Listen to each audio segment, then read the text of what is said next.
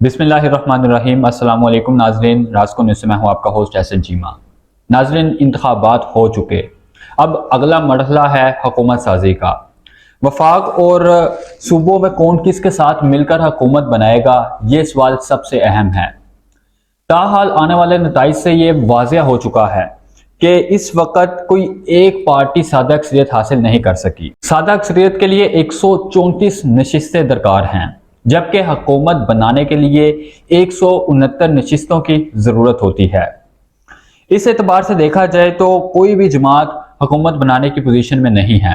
انتخابات جس ماحول میں ہوئے ہیں، حکومت سازی کا مرحلہ اس سے بھی زیادہ دلچسپ دکھائی دے رہا ہے۔ ناظرین، MQM، JUIF، استحکام پاکستان اور قاف لیگ جیسی جماعتوں کی حمایت حاصل کرنے کے باوجود 169 نشستیں درکار ہیں حکومت بنانے کے لیے۔ اگر مسلم لیگ نون ان سے اتحاد بنا بھی لے تو اکثریت یعنی 134 نشستیں پوری نہیں کر سک رہی، کیونکہ 100 سے زائد نشستیں آزاد امیدوار جو کہ PTI کے حمایت یافتہ ہیں انہوں نے حاصل کی ہے۔ اب اگر مسلم لیگ نون حکومت بنانا چاہتی ہے تو اس کے پاس دو آپشن ہیں۔ پہلا یہ کہ وہ پیپلز پارٹی اور MQM کو ساتھ ملائے، کیونکہ پیپلز پارٹی نے اس وقت 54 سیٹیں جبکہ MQM نے 17 سیٹیں اور مسلم لیگ نون نے 78 سیٹیں حاصل کی ہیں۔ اگر یہ تینوں ساتھ ملتی ہیں تب ہی جا کے مسلم لیگ نون حکومت قائم کر سکتی ہے۔ ناظرین، دوسرا آپشن یہ ہے کہ مسلم لیگ نون آزاد امیدواروں کو اپنے ساتھ کسی نہ کسی طریقے سے راضی کر لیں، ان کے ساتھ اتحاد کر لیں اور پھر اپنی حکومت قائم کر لیں۔ اب یہاں پر ایک سوال پیدا ہوتا ہے کہ کیا آزاد امیدوار جو کہ تحریک انصاف کے حمایت یافتہ ہیں وہ مسلم لیگ نون کے ساتھ اتحاد کریں گے؟ تو اس کا جواب بھی بیرسٹر گوہر علی خان نے، جو کہ چیئرمین ہے تحریک انصاف کے، انہوں نے دے دیا ہے۔ بیرسٹر گوہر علی خان نے پریس کانفرنس کرتے ہوئے کہا کہ پاکستان تحریک انصاف نے فارم 45 کے مطابق 170 سے زائد نشستیں حاصل کی ہیں، جن میں سے 94 سیٹیں وہ ہیں جو کہ الیکشن کمیشن نے بھی ایڈمٹ کی ہیں، لیکن باقی کی جماعتوں پر بھی ہم قانونی کارروائی کریں گے اور دوبارہ ری جوائن کریں گے ان کو تحریک انصاف کے ساتھ۔ ناظرین، اس کے علاوہ بیرسٹر گوہر علی خان نے کہا کہ نواز شریف نے جو وکٹری سپیچ کی ہے وہ ایک بہت ہی ان میچورٹی ہے۔ جس شخص کے پاس ٹوٹل 50 سیٹیں ہیں وہ کس لحاظ سے آ کر وکٹری سپیچ کر رہا ہے؟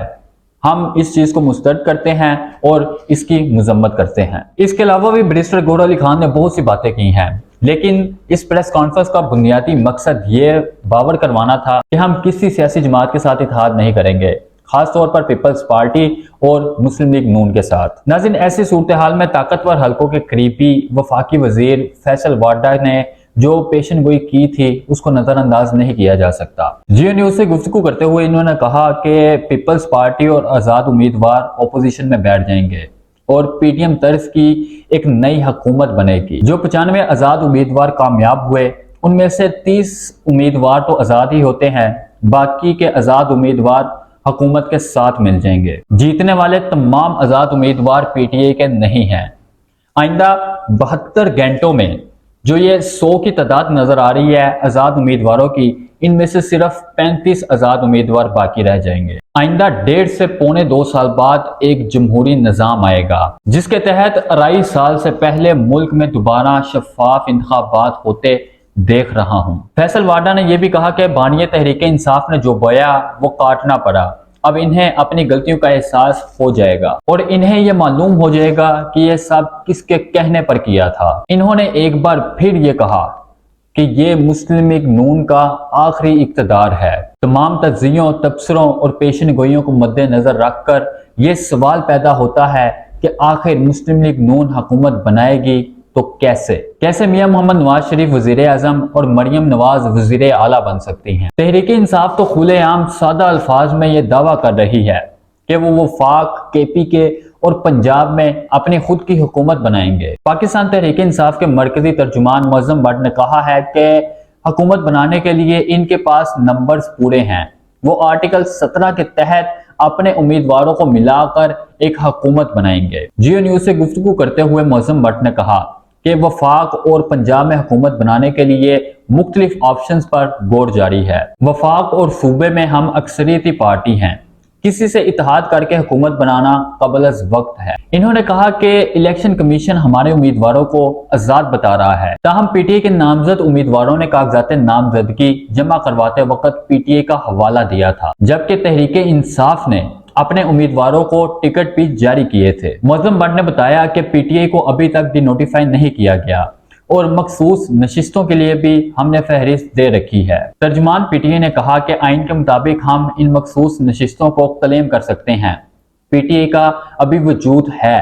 مخصوص نشستوں کے لیے پی ٹی آئی فہرست پر الیکشن کمیشن کو غور کرنا چاہیے۔ سب سے پہلے وکٹری سپیچ کرنے والی مسلم لیگ نون کی بات کی جائے تو ایم کیو ایم اپنی اور دوسری اتحادی جماعتوں کو ساتھ ملا کر بھی 100 سیٹیں پوری نہیں ہو رہی۔ انہیں 134 کا ہنسا عبور کرنے کے لیے مزید 34 سے 35 لوگوں کو اپنے ساتھ ملانا ہوگا۔ ناظرین، اطلاعات کے مطابق مسلم لیگ نون کے صدر شہباز شریف کو یہ ٹاسک تو دیا گیا ہے کہ جائیں اور جا کر پیپلز پارٹی اور دیگر اتحادیوں کے ساتھ جا کر بات چیت کرے اور اپنی حکومت بنائیں، لیکن اندرون خاطہ انہیں یہ ٹاسک دیا گیا ہے کہ جائیں اور جا کر طاقتور حلقوں کے ساتھ بات کریں اور ان طاقتوروں کے ساتھ مل کر بندے پورے کریں۔ یہ بھی اطلاعات ہے کہ شہباز شریف نے جیتنے والے آزاد امیدواروں کو، بالخصوص پنجاب میں جیتنے والے آزاد امیدواروں کو بالواسطہ پیغامات بھیج دیے ہیں۔ ناظرین، اس حکومت کا ایک فائدہ یہ بھی ہوگا کہ آزاد امیدواروں کی شمولیت سے مسلم لیگ نون